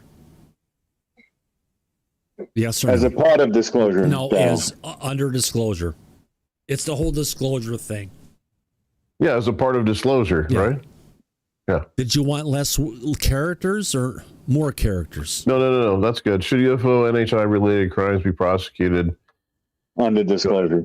Under disclosure. As a part of if disclosure happens. No, it's happening. It's already happening. Okay. As it progresses, just if crimes come out, should they be prosecuted? Things that are going on, should everybody be given the fucking participation trophy and said, "Oh look, you get the Burning Rebel participation trophy. You participated in disclosure, did all these horrible things, but you helped us get the truth of UFOs." No, if you did horrible shit, you need to pay the fucking price. At least that's what I would think. Well, if you were responsible for people being killed to keep it a secret, these people should be prosecuted. If you weren't one of the doctors, you were one of the lab assistants, you could come forward and say, I had to test all this stuff that was a part of all this other shit, right? That poll is running currently. Should UFO / NHI related crimes be... God damn it, now you got me doing it. Should UFO and NHI related crimes be prosecuted under disclosure? Yeah. Yes? Yeah. Or no? Okay, Google, set a timer for 1 minute and 30 seconds, please. All right, 1 minute and 30 seconds. Starting now. I think the audience can hear that when I swing the microphone. Yep. All right.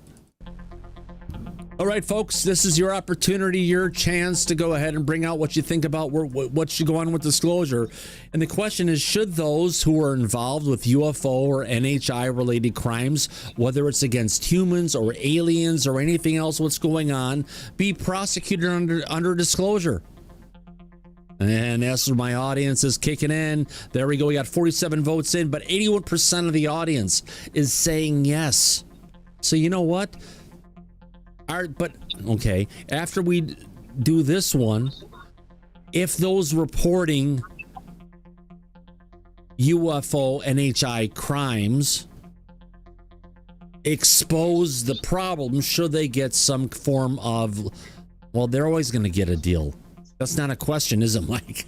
No, and I'll go one further. During the MK Ultra hearings and the Frank Church Committee in 1975, everybody that they determined was guilty never was prosecuted. No, and they went and deleted all of the data regards to it.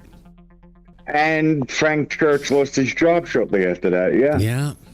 Mm-hmm. Well. Yeah, that's, a black eye in American history. Yeah. Thanks to the CIA. Do you believe in the existence of extraterrestrials? Well, the timer's up and we're about there, but we're 74 votes. And can we get to 100, folks?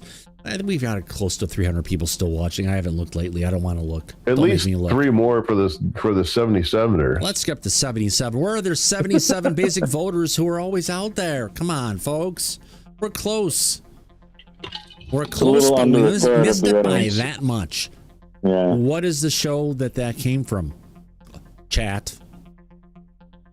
We're close, but missed it by that much. Can I answer that, or you have? can. We gotta it. see if the chat can get it. This is a question for them.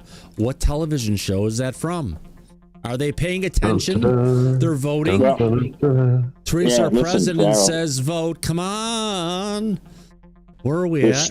The star of that show. What television show? Don't say about the star. We were Um, close. Yes, okay. So D Park, 254, first person in the chat. That is correct. Get smart. Right. But what I was saying is that he made a deal back in the 60s that he was going to get such a large percentage of that show that when it ended, after his career ended, he still rakes in huge amounts of money from that. And it was a fantastic deal. Plus, he spent most of his time at the Playboy Mansion when he wasn't working. So, interesting about the Get Smart. But the first person got it and everyone else got to it. Either that person was the first person to go ahead out there and search it on Google. Even not. D Park got it. Followed by Geraldine D'Orazio, then Scooby Dooby. Scooby, did you know this or did you have to search it? I knew it. I used to watch this show exclusively. Okay, don't play that. We'll get hit with the copyright. That's Night Rider music. Right? Yeah. It's what? Was that Night Rider music or Get Smart? No, that was Get Smart. Dun, dun, dun, Yeah. dun. Dun, Mel dun, Brooks. dun, Brian dun, Adams. dun, dun, dun, dun, dun, dun, dun, I think Mel dun, Brooks dun, is dun. the creator of Get Smart. And Buck Henry. Who was on Buck Henry. Saturday Night Live, So yeah. back to our survey. Great, how I could go ahead and strike is there a everybody. survey? Something shiny. Look. 80-20. Oh God damn it, Daryl! Yeah, Here, come on, 81 National votes. Security ad The refill 80-20 here. rule. I'm not supposed to have a refill. It's as strong as the first one. So, ooh, happy Thursday. All right, the Thirsty end of the Thursday. poll. Thirsty Tie-dye Thursday. Is this Thirsty Thursdays on Disclosure tonight? Thirsty Maybe. Thursday and tie-dyed Thursday. No, we're at Thirsty Thursdays at this point, Daryl. I'm always thirsty. You know, if you had a bar, we have the Disclosure Tonight Bar and Grill. What We would do. you have up there? Would you have you'd have Thirsty Thursdays, right, Mike? Yeah, why not? Yeah. You'd have to have food, so you'd have a nothing burger.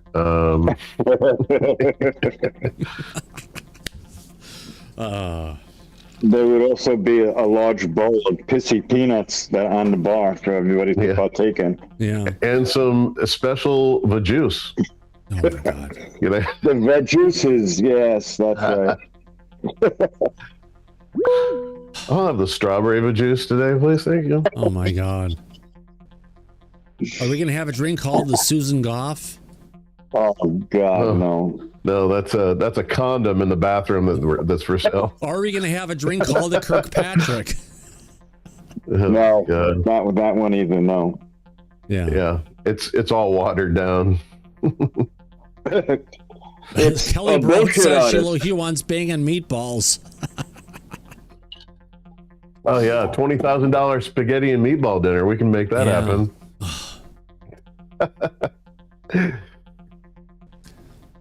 Something about the Greer, which is like Alice has her hand. Oh, DC Muscle Wolf? Oh, yeah. God. No. Oh God, yeah. Can't get there. And you've got the poll music running, just so you know. Oh, thank Yeah. you. Let me go ahead and shut that down. I could not hear that. Now it's gone now.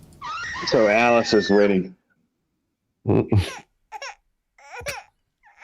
Okay, sorry about that. Daryl, Susan, Alice, go ahead. According to Gene Hi, Stickles, Thomas. we're gonna be Hi, lactating right everybody. now. Hi, I'm Alice. hoping that you won't mind if I ask something. I'm wanting a survey done, and it's not about this topic. Is it okay if I mention it? Is it about cars? Then yes. No. Oh, Type it in We the were back talking and tell us about- ahead of time.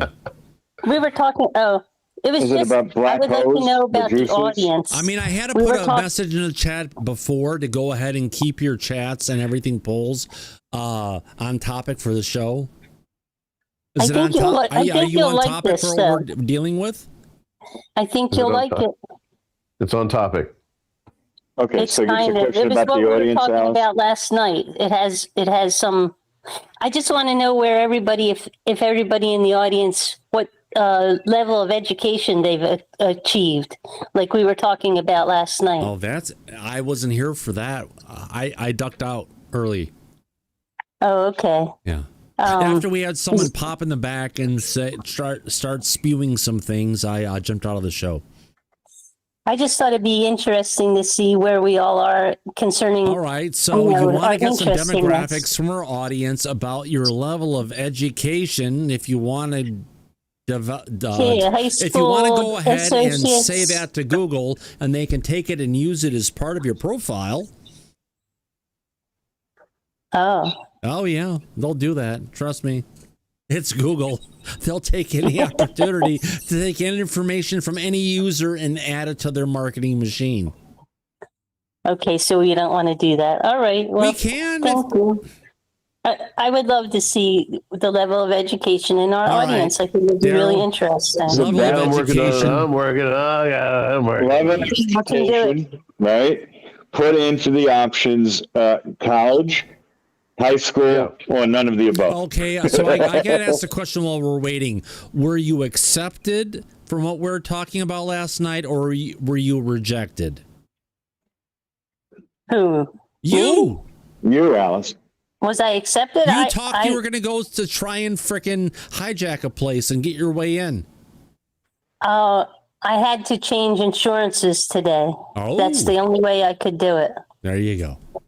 So smart woman. So we gotta. I have my associates. I was wondering if we could do high school, associate, bachelor, or doctorate like that. So it's the high school, the all shit, the bullshit, and then the more shit or the piled high and deep is like. Yeah.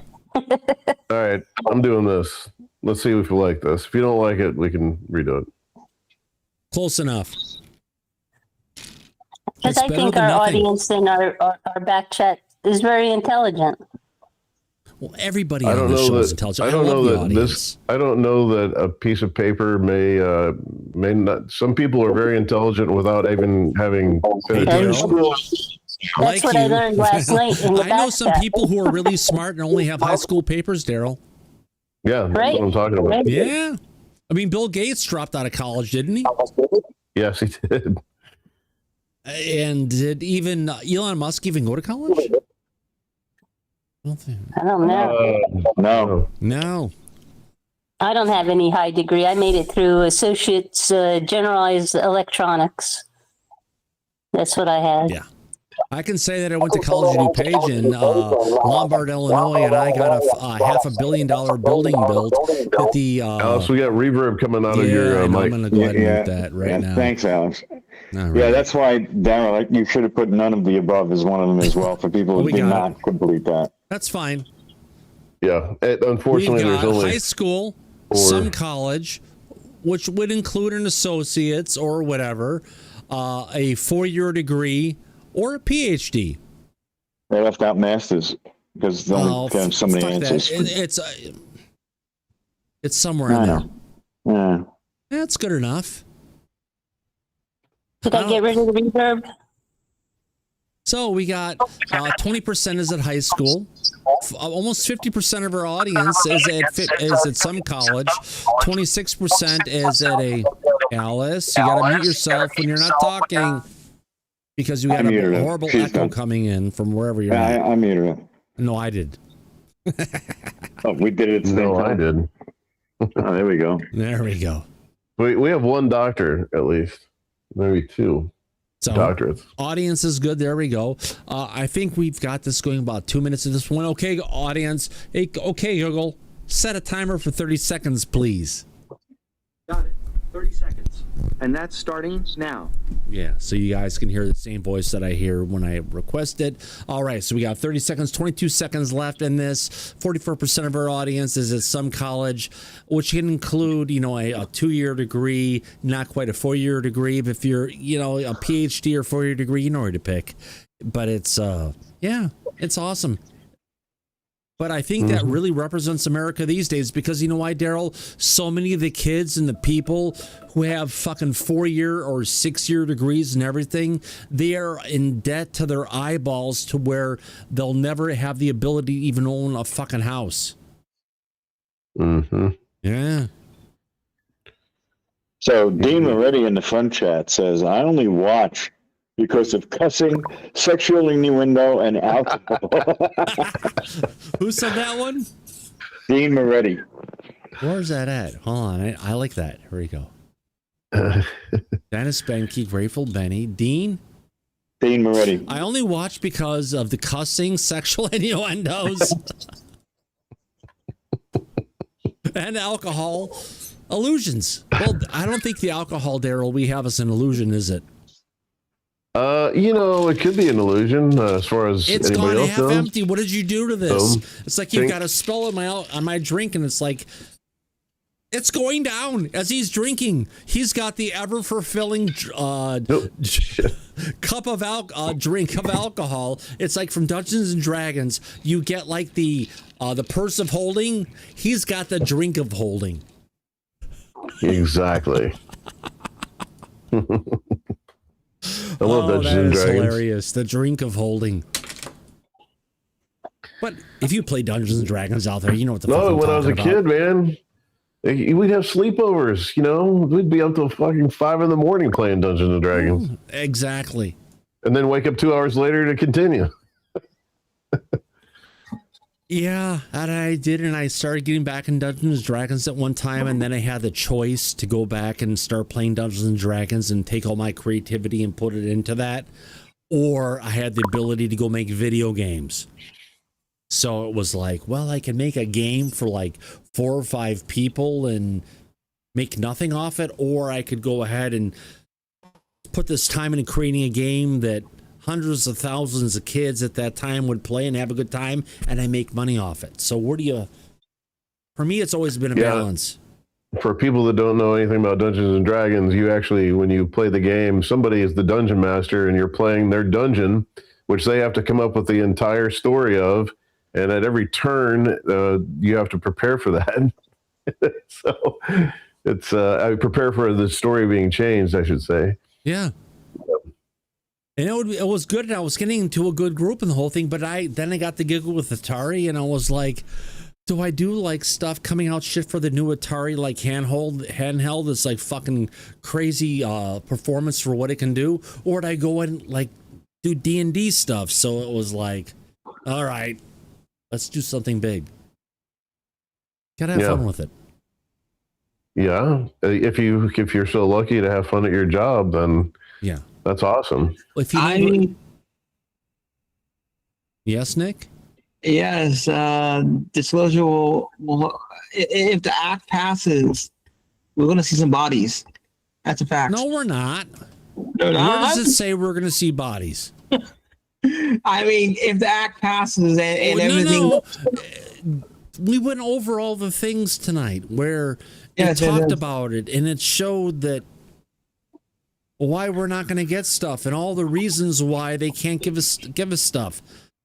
Do you think they really go ahead and show us bodies based on the UAP Disclosure Act? No, it's highly fucking limited. I think they'll show the Gang of 8 and certain people like that, but I don't think that fucking Gang of 8. You're talking like Mitch, not Mitch. You're talking about fucking Schumer, right? He hasn't looked at anything. He's part of the gang of 8. Do you think he's going to do something to make anything change? Do you think Hakeem Jeffries or Mike Johnson's going to do anything? They're part of the gang of 8. You have to look at the schmucks who are in the power right now, and it's great that they have the ability to do anything, but their heads are so far up the asses of corporations and special interests that we'll never get what we deserve as a civilization. By the way, Mitch McConnell is still alive. Just checking. Has he appeared on camera yet? No. Has anyone verified that he has a pulse? No. So we're getting messages from Mitch McConnell that aren't coming from Mitch McConnell, except they're coming from the organization known as Mitch McConnell, right? Yep. Or his auto pen. Same thing. Yep. All right. So Gary says, well, I don't have the information others claims to as members of the council. And frankly, as just as a scientist, I am interested in seeing there is verifiable data that can close the gap. That may never come to pass, and I will just have to accept it. Those who don't try fail. Those who who try might fail too. But there's also a win, and a win that it would be. So the next one, Gary responded to, if the undisclosed info could change the course of human history in a positive manner, why not disclose regardless? Gary comes back. It's disclosed right now to government agencies that have no obligations to present it to use for humanity. That's about the deepest shit that I've heard so far, but it's on target. Other than our government is supposed to be working for us for, you know. No, we want it to work for us, but the truth is that the government works for itself. That's bullshit. Yeah. Mm-hmm. They need to dissolve that. People who we elect to positions of power, the government sees as temporary employees, and the government's going to do what the government as a body wants to do, irrespective of what the populace who elected the people wanted. Mm-hmm. Yeah. And they always follow through on what the people want. Yeah, so Gary goes on, the abstract I'm all for your intent. That's what I've been hammering on for the last 15 years and many others for much longer with greater effect than me and the retribution they've faced. It's just hard to help humanity if your disclosure ends up as retribution from some side issue. We only need to see what happened to some whistleblowers who came forward legally and the retribution aimed at them to know what can happen. That's who he's talking about. Yeah. Mm-hmm. All of them. Grush, Dylan, Matthew, Lou, all of them. They've all faced retribution. Some schmuck says, I'm confused though. With respect to RO, can people with knowledge be bound to NDAs come forward with some more information now to RO than they could previously? No. No, what Gary says, well, presumably yes, if the verbiage of the NDA waiver is sufficiently broad. Here's the problem, Mike, that Lou's brought up, that other people have brought up. What is the verbiage of the NDA waiver? Where's the executive order? Where's the piece that goes along with it, right? Mm-hmm. Nothing's been released to the public. We've checked the website daily going on to see what's there, to see all the presidential orders, and there's absolutely nothing. Nobody has confirmed it actually exists yet. There we go. Right here. I have it as a website open on my fucking machine at all times, and I keep on refreshing. This is where where different presidential actions, executive orders, executive directives that have been published appears for anybody in the public. But here's the thing, Mike. There's no NDA waiver in there. Well, no. They're executive directives that are put off by the president are not required to be published for the general public. So he's literally operating this whole disclosure thing under the fucking table. Why? That's, not a good sign. That means he's making a deal with somebody, usually. Why would someone be playing their cards under the table and hiding what they're saying from the general people? The only reason they're hiding it is Trump. Scrutiny. Yeah, Trump's doing it because you can see what everybody else is trying to do. They're trying to write in all these hurdles to slow disclosure, in my opinion. That's what it looks like to me. That's what and it surprises me that Burleson hasn't just said, let's just get rid of this shit. Let's keep operating the way we are. Because it's legislation. The way that we are right now so is many years. They've got it. It's 91 pages. There's a lot of shit there to go ahead and cover it.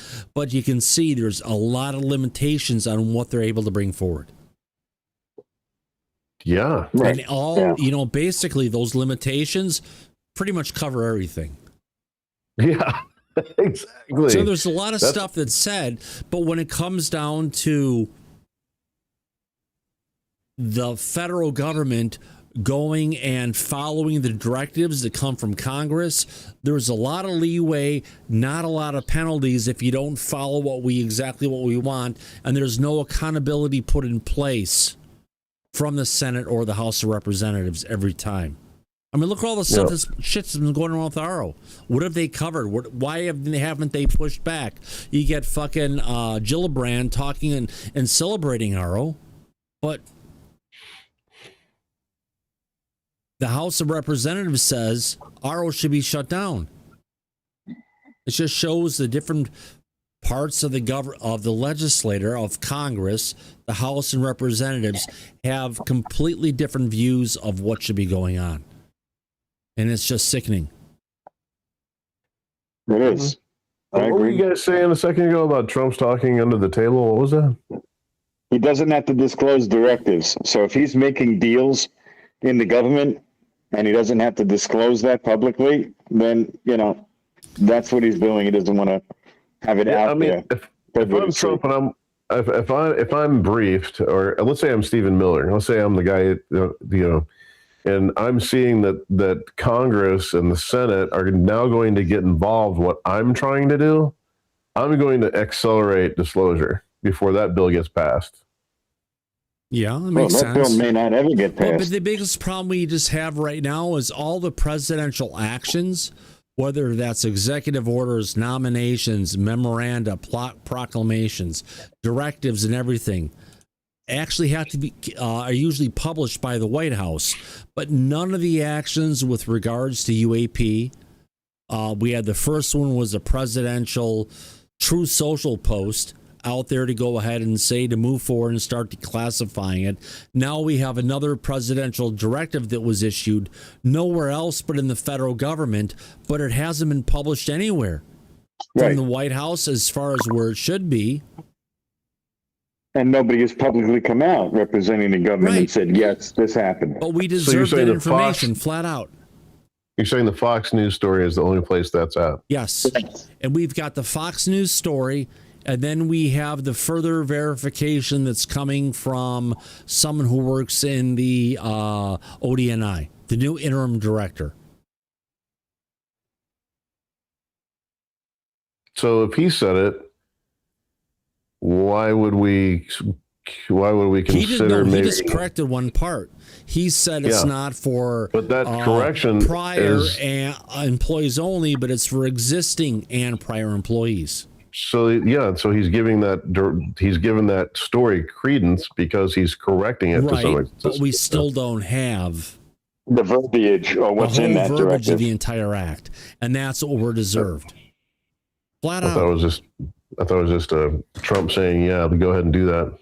No, it's written, but we're not going to see it. Presidential directive is written like a presidential order, but it's just a different level of how it's, it's considered exactly the same. He just doesn't have to get on stage and sign something. It's just a message that he gives that says that go ahead and create this shit without actually doing the whole executive order bullshit. But it's followed through the same way. Mm-hmm. Yeah. On that note. Well, we've been going for about 2 hours, my friends. We made it through another night of disclosure tonight, and hopefully, yes, we may have a UFO drop tomorrow. You never know where it goes, and if that happens, we'll be back live really bright and early to go ahead and cover it, because that's what we do here on Disclosure tonight, right, Mike? Yes, sir. So if there's a phone call at 5 o'clock, 5:15, 5:30, whatever it is in the morning, my time, just make it earlier than later so I can go ahead and deal with it. A new tranche. Yes, we want a new batch of UFO files. How about that, Nick? A new dump. We need a new dump. Yeah. Dr. Phil, I think you would get those first, I think. I think Dr. Phil might get those first. Oh, it's true. It's true. It's true. It's true. I want to know what's going on when she's saying that. You need to go watch. Okay, so it's like that. Okay. Blazing Saddles. I have it. I have it on DVD. And you haven't watched it yet. No, I've watched it. But I don't remember that what was going on at that point in time. You said you never watched it before. No, I have it. I have it on. I've watched it. I've watched it before. Yeah. Thomas, you're the best to get up and do these shows early for us. I really appreciate it. Not a problem, my friends.